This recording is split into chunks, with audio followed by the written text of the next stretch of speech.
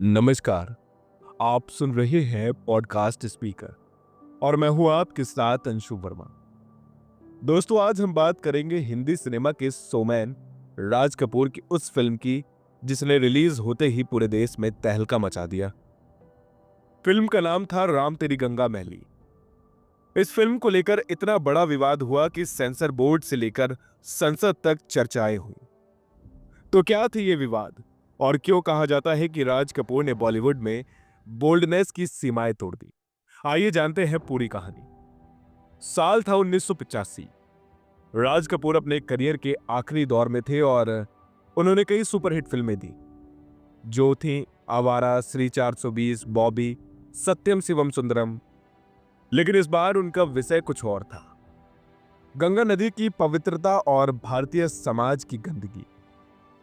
उन्होंने कहानी गढ़ी कि किस तरह एक सीधी सादी लड़की गंगा बड़े शहर में आकर शोषण और अन्याय का शिकार होती है।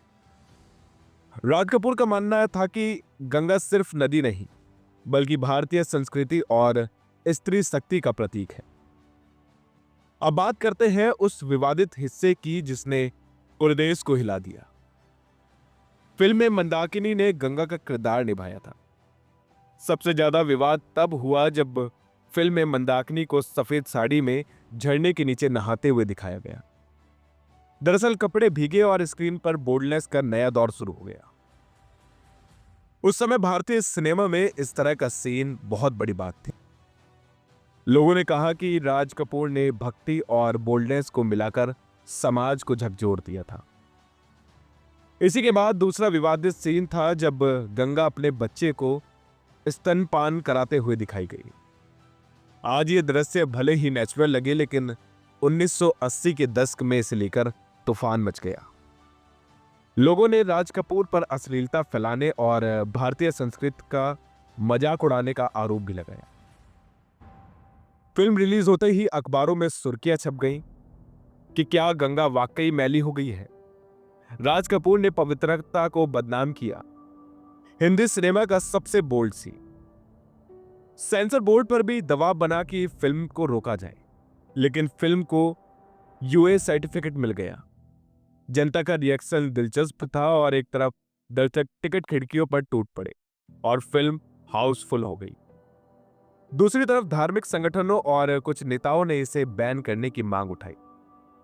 जब विवाद बढ़ा तो राज कपूर ने मीडिया से साफ कहा, मैंने गंगा को मैली नहीं किया, मैंने तो सिर्फ दिखाया है कि हमारी समाज व्यवस्था और पाखंड ने गंगा जैसी पवित्रता को दूषित कर दिया है।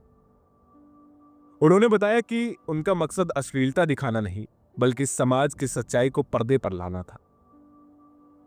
राज कपूर का मानना था कि अगर सिनेमा समाज का आईना है तो उसमें गंदगी भी दिखाई जानी चाहिए। विवादों के बावजूद राम तेरी गंगा मैली बॉक्स ऑफिस पर सुपरहिट रही और इस फिल्म ने उस साल का film fair award for best film जीता। और राज कपूर ने एक बार फिर साबित कर दिया कि उन्हें लोग शोमैन क्यों कहते हैं। मंदाकिनी रातों रात स्टार बन गई और फिल्म आज भी हिंदी सिनेमा में बोल्ड मील के पत्थरों में गिनी जाती है। तो दोस्तों, राम तेरी गंगा मैली ने सिर्फ बोल्डनेस नहीं दिखाई बल्कि यह भी बताया कि समाज में गंदगी कहां छुपी है। राज कपूर भले ही आज हमारे बीच नहीं है लेकिन उनकी ये फिल्म हमेशा याद दिलाती रहेगी कि कला और विवाद अक्सर साथ साथ चलते हैं। तो दोस्तों, अगर आपको ये पॉडकास्ट पसंद आया हो तो इसे लाइक करें और हमारे चैनल को सब्सक्राइब करना ना भूलें ताकि ऐसी और भी वीडियोस आप तक पहुंच सकें। धन्यवाद।